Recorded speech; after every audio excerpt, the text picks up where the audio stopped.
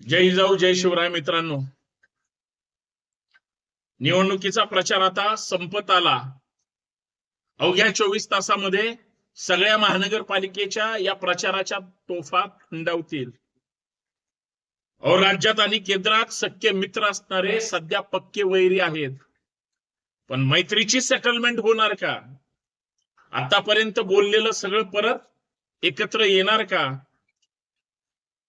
16 तारखेनंतर मतभेद जे होते ते मनभेद नव्हते असं सांगून परत गळ्यात गळे घालणार का? हे सगळे राजकीय दृष्ट्या एकच असतात.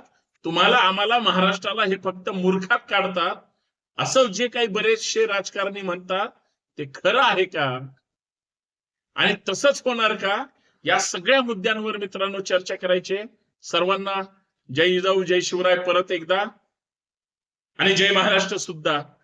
विनंती एवढीच आहे की संतोष शिंदे ऑफिशियल असेल किंवा संतोष शिंदे संभाजी ब्रिगेड असेल, हे आपल्या हक्काचं युट्यूब चॅनल.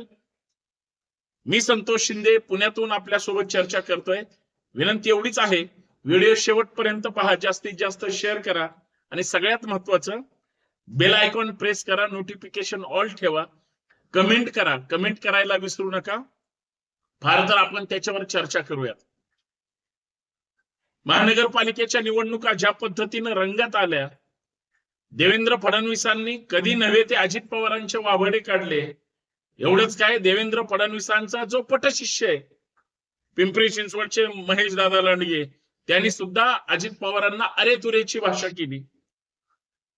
महानगरपालिकेच्या निवडणुकीच्या अगोदर नगर परिषद झाली, त्यावेळेस एकनाथ शिंदेंनी सत्तेत असणाऱ्या देवेंद्र फडणवीसांना म्हणजे रावणाचा अहंकार अशी टोकाची त्या ठिकाणी उपमा दिली होती. एवढंच काय, अजित पवार सुद्धा ना मुख्यमंत्री महोदयांना सुट्टी देत, ना शिंदेंना सुट्टी देत. अजित पवार ना उद्धव ठाकरेंना सुट्टी देत, ना राज ठाकरेंना सुट्टी देत. पण सुसंस्कृत टीका जरी अजित पवारांकडून असली, कारण शब्द चुकल्यानंतर किती धरण भरतं हे जसं दादांना सगळं माहितीये, तसं आत्मक्लेश करावा लागतो, म्हणून शब्दातून वाचावं लागतं.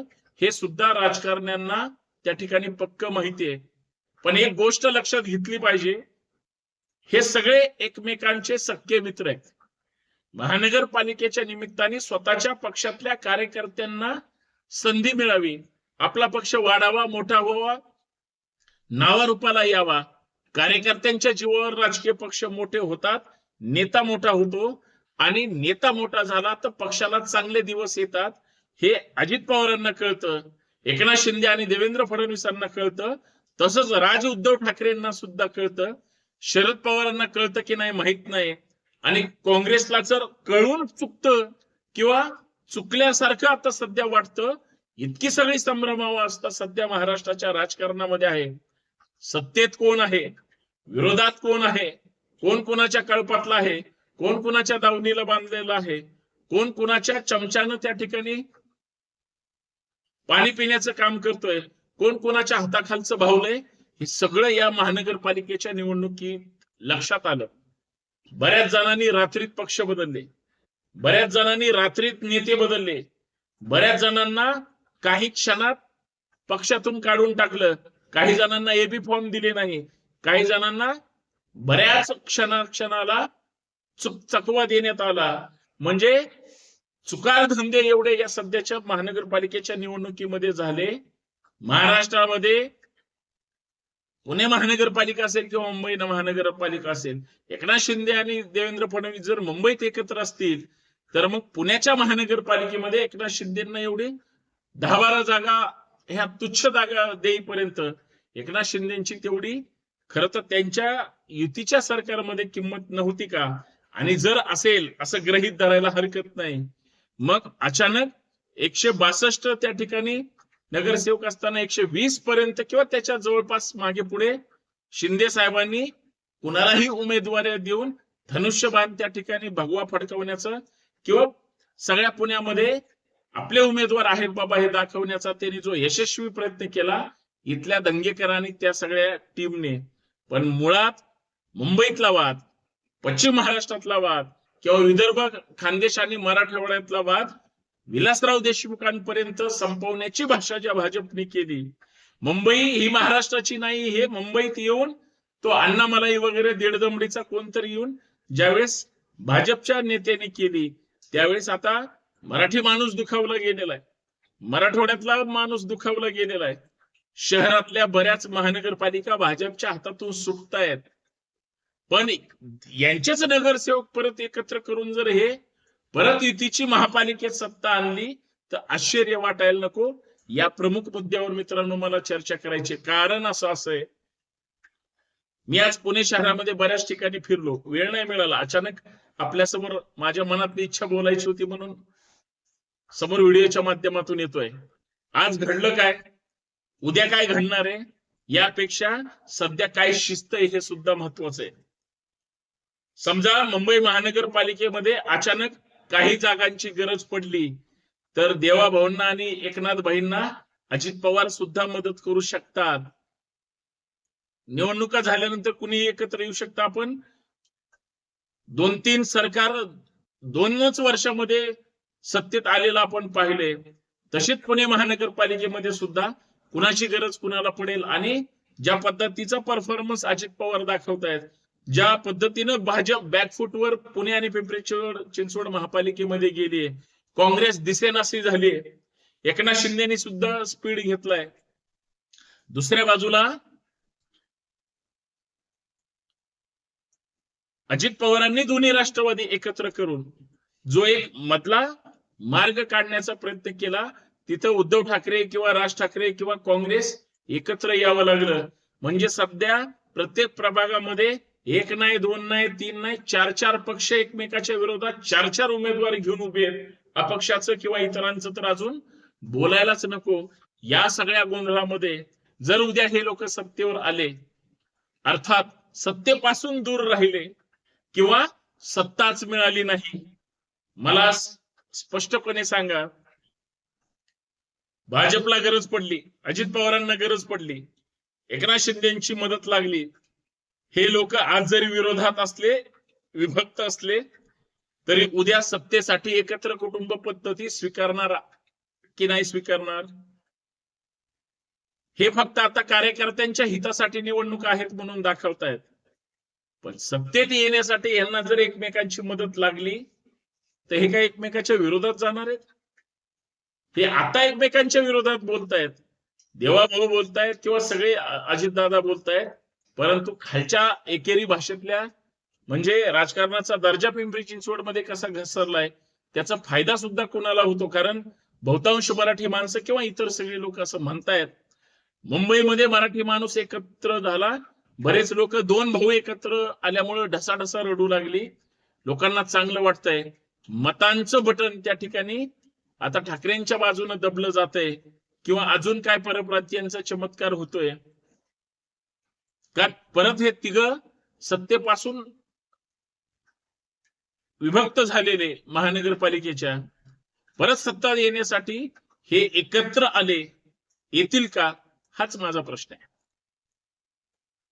कारण अजित पवार ताकद लावून आहेत, अर्थात शरद पवार सोबत आहेत, देवाभाऊ भाजपची एक हाती सत्ता आणण्यासाठी प्रयत्नशील आहेत. म्हणजे पुण्यात तर आहे, मुंबईत सुद्धा तीच परिस्थिती आहे. पण लोक काय म्हणतात, लोक काय ठरवणार, लोक कुणाच्या बाजूने कौल देतात, माझं स्पष्ट मत आहे, रात्र वैर्याची आहे. रात्र यासाठी वैर्याचे पैशाचे बंडल सध्या माध्यमांसमोर बघताय आपण, वेगळ्या ठिकाणी सत्ताधारी पैसे वाटताना त्या ठिकाणी फिरतायत.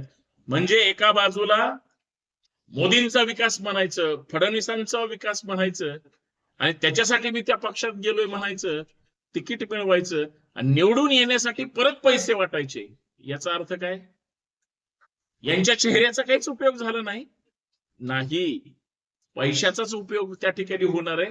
सगळ्या उमेदवारांना हे सगळं माहिती आहे, म्हणून सगळ्यांची मदार पैशावर आहे. सर्रास भरमसाठ पैसे वाटले जात आहेत.